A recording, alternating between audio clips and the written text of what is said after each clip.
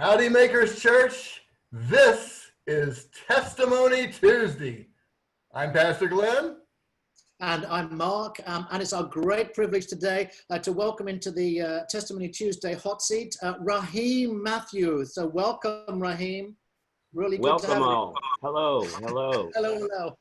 We just want to continue to just be just listening to the voices of people in our church and community during these days. And so it's just a real privilege to have you with us here today, Rahim. Thank you for saying yes.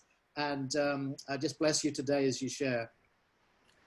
You know, Mark and Rahim, once again, we listened to a powerful message from Pastor Jess this past Sunday with the theme being unity.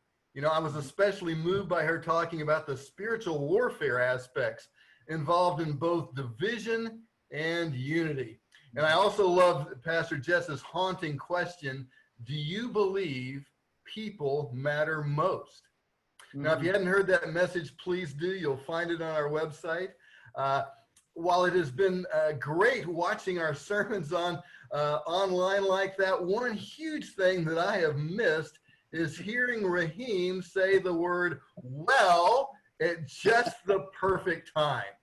Well, Rahim, before we talk about anything else, where did your saying "well" come from? It is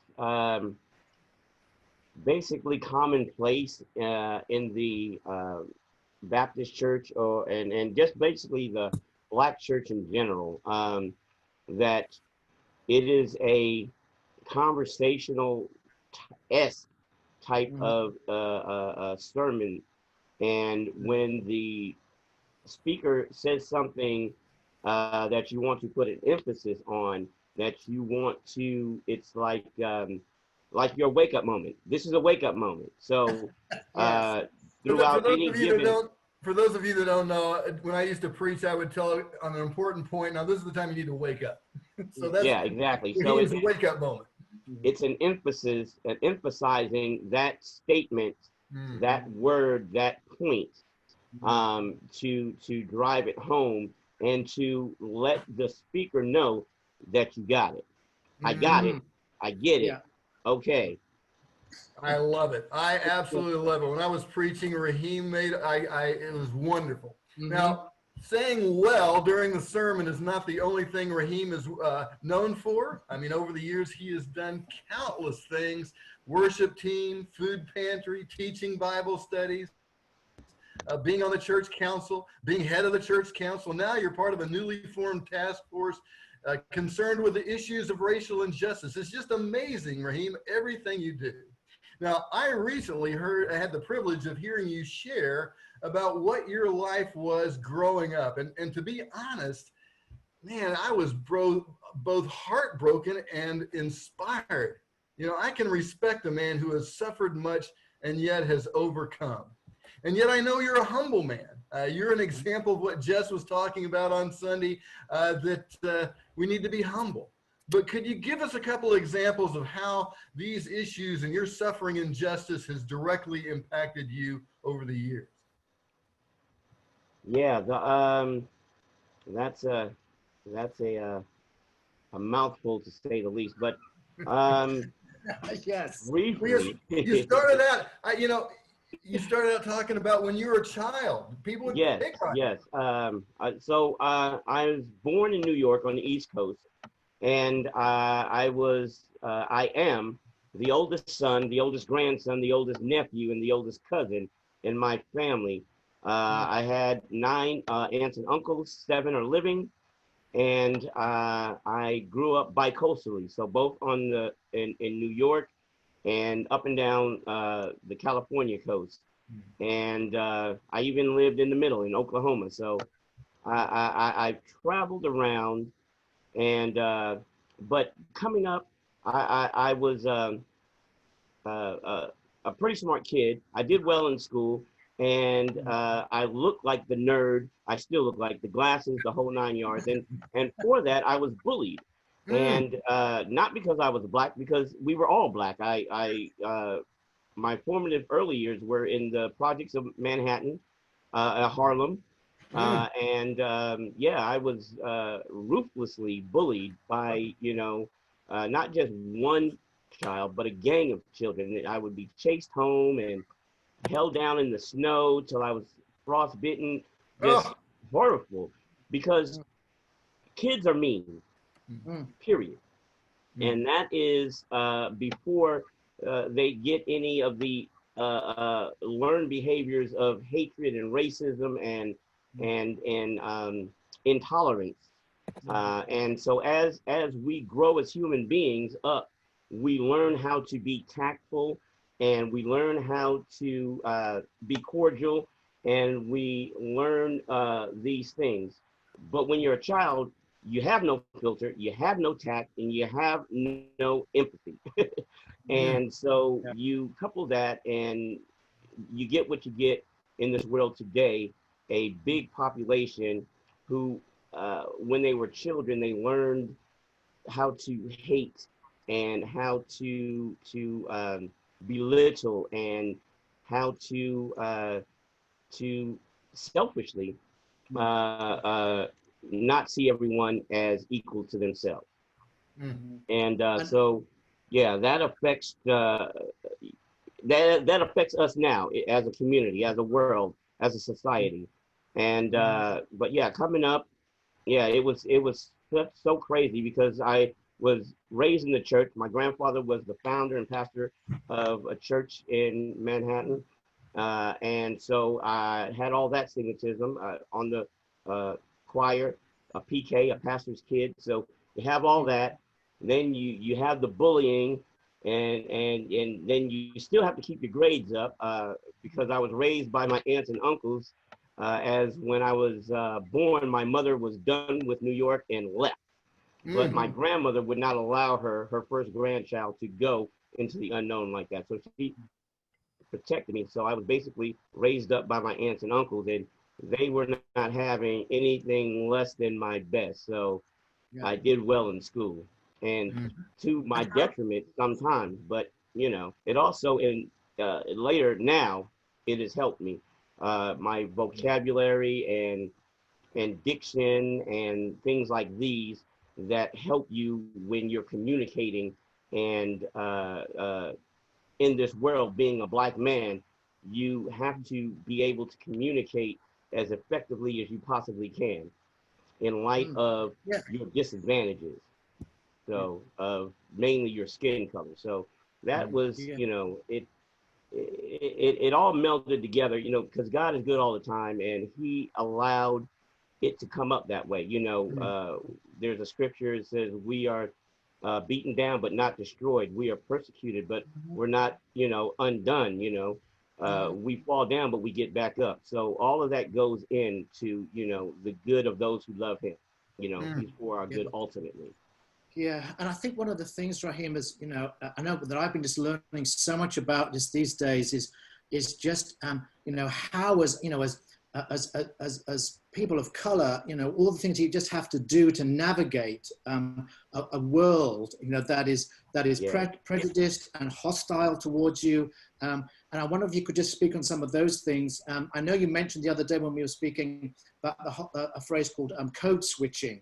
Can you unpack that a little bit for us? Yes, and that is the exact point where uh, your your formative education comes into play.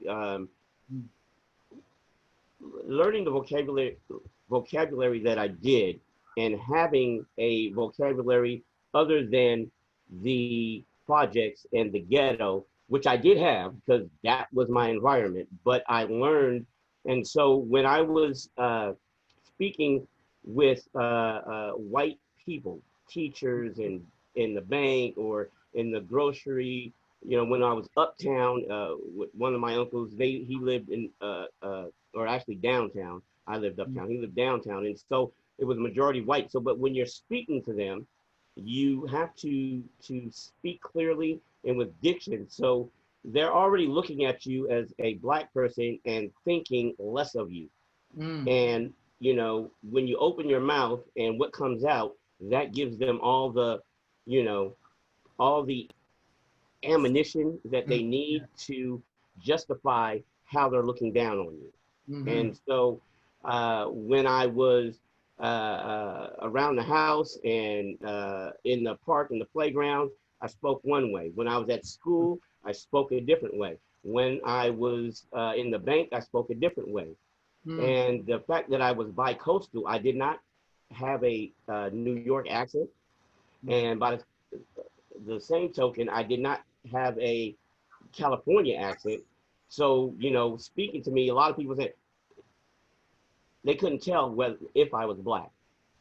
Speaking to me on the phone, if you didn't see me, you wouldn't know. And so that goes a long way to allowing you to just move forward in everyday life as you transition and go through life. You know, you have to go to the bank, you have to go down to pay your electric bill, you have to go, you know, student teacher conferences and these things, you know, and the different sets of people that white folks don't have to think about speaking in front of, we as Black people do, and are judged, and that speech is used as a justification. Oh, you see, he's just ignorant or this or that, by the diction and the phrases that are used when you don't separate them, you know. So yeah, it's exhausting, but it becomes commonplace to the point where you don't think about it, like learning a second language. You know, at a certain point you don't have to think about it,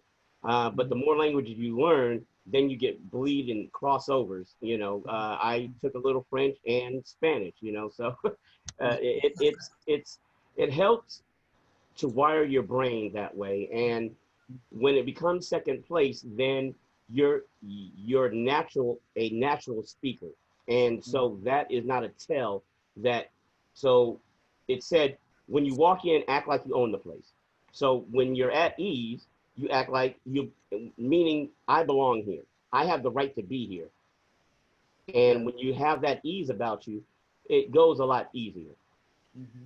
Rahim, it's like you said, the word exhausting. As I'm listening to this is things that I can't imagine. I mean, just even smaller aspects that we've heard in the past of the black tax that we hear about, that, you know, people, you've got to go the extra mile just to live a normal life, you know. So, you know, I've heard a lot of different things that we're not going to be able to cover today about your life, but, you know, how on earth did you keep your faith through this all? I mean, I would have been tempted, knowing all that you've gone through, to you know, kind of lose my, not even lose my faith, but like Job's wife said, you know, curse God and die. You know, what knowing you, though, you've done just the opposite. You have such a deep faith, and you've told me time and time again, you know, how much you so love Jesus and what he's done in your life and what he means to you. Talk to us about that. Talk to us about how can you go through all of that and still have such a vital faith? The core of that is being raised in the Word. When you train a child in the way he should go, when he is old, he will return to that. I know it says he will not depart from it, but the reality of it, as we as human beings, we stray and we go awry and we go left instead of right, you know.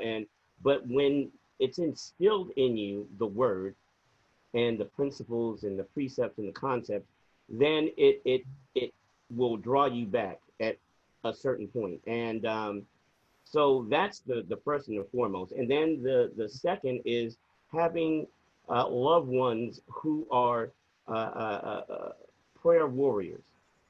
They are God believing, God's word reading, instilling people that pray God's word and over you. And that has brought me a long way, and brought me through situations where I believe, you know, looking back, that I, you know, under normal circumstances, I would not have made it out with my life, you know. So that's one thing I'm going to interrupt right here for those that are listening here. We have a prayer team. Rahim is part of that, and on our Friday noon prayer. Rahim has been coming for years to pray for you. So he's returning the favor that Yes. these loved ones Pay it prayed for him. forward. Thank you, Rahim, for that. Yeah. Yes, Yes. pay Yeah. it Yeah. forward. And so yeah, those and so then it becomes a choice. Okay, I made the choice or the decision to follow Christ and what that means. So am I true to that or am I not true to that? There's a decision that you Mm. have to make every day. Am I going to be true to that? In that case, there's a lot of things that it tells me that's going to go on. You are going to have trouble. Not you may, not it might come up. You are going to have trouble. And in that trouble, I'm with you. And as long as you reach out and hold on to me, I got you. Mm. Don't let me go. Yeah. Hold on. And I'll bring you through this thing. And Lisa said it before, you have to get up and make that choice. And then Jess said something very, very, man, it struck me, to my core. It's you have to know who you are Mm-hmm. and whose you are. So who I Yes. am is a child of the most high and living God. Mm-hmm. And I'm his child. I'm in his hand. He is in me. I am in him. So Yeah. who I am and whose I am. And Mm. so keeping those two facts Yeah. very near, keeps And I, the faith going. yeah. And I think exactly Beautiful. what you're saying, you know that sort of within, who you are and whose you are, particularly when in society, people are seeing you as less than. Exactly. It was interesting. This actually kind of ties in with I've been listening a lot just recently to this great African-American lawyer called Brian Stevenson, just really involved in criminal justice reform and just been so challenged and moved by things that he's been saying. And he was talking about slavery I just want to quote something that he said, which was so impactful for me. He said, our Constitution, which prohibited involuntary servitude at the end of the Civil War, didn't really deal with the true evil of slavery. It only dealt with involuntary servitude. The true evil of American slavery wasn't involuntary servitude, it was the narrative of racial difference, a narrative that we in America created. This ideology that Black people, people of African descent, weren't really human. This narrative of white supremacy was the true evil of American slavery. And he was going on just to say, that's why, that racial injustice didn't go away, when slavery was abolished, and we still have it today. And like you were saying, there's just being seen as less than, in society, and that just how important it is and this is what we need to be dealing with and addressing and I think the other day, Rahim, you were speaking about just how important it is for white people to come alongside and fight this battle for racial equality and the battle against injustice and living out that kingdom principle of unity that Jess was speaking about last Sunday. So can you speak a little bit about that, about your heart, just for kind of seeing people kind of coming together to address this issue? Yes, because like the issue is a human issue. All right. This set of humans don't see this set of humans equal, Yes. and you have to get everybody involved for that to not be the case. So the people who do not see a group as humans, they have to be made aware and know that they are humans. And how do they do that? Is some of their group comes alongside with the ones that are not seen as humans, and arm in arm and in unity stand together. Yes. That shows that the other group, well, okay, so then their minds can start to be changed. But it will not happen unless we collectively, as the human race, not black, not white, not brown, but the human race, all stand together and see one another as children of God. Whether you have are in relationship with him or not, we are all children of God. He allows the sun to shine on the just as well as the unjust. The rain falls on everyone, homeless, wealthy, indigenous, slave, free, Greek, Gentile. It falls on everyone. So until we all, under the rain or under the umbrella, stand together, then it will never, the divide will always be there. Wow. Amen. Yeah. Amen. Rahim, that Yeah. is so powerful. I wish we could go on. We're running out of time. But Rahim, you are the best. What a privilege it was to have you share with us today. Again, there is so much more we can learn from you, and we look forward to doing that in the future. But for now, we have to say adios. So thank you, everyone, for joining us today on Testimony Tuesday. We will see you back next week. Goodbye. Thanks so much. Thanks, Rahim. Bye-bye. Blessings.